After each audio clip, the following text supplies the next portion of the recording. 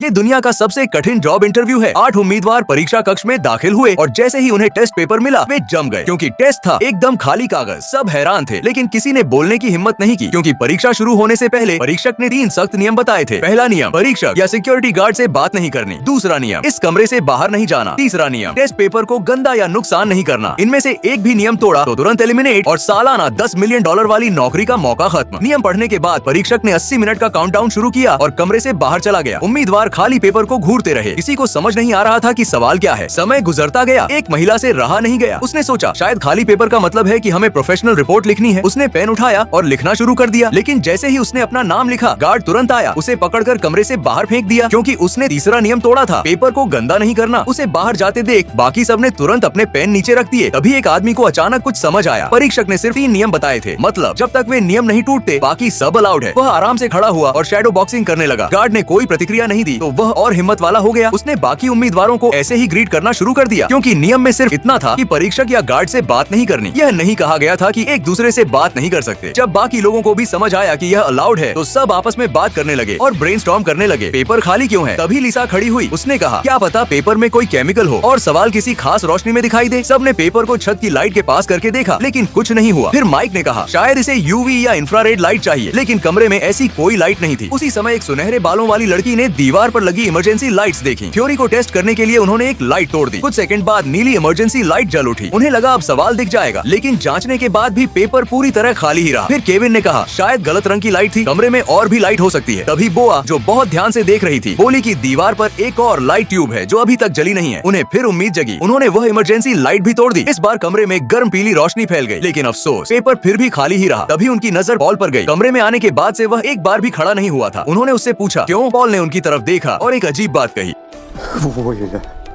उन्हें पता ही नहीं चला कि उसी पल पॉल ने खाली पेपर का असली राज बता दिया था।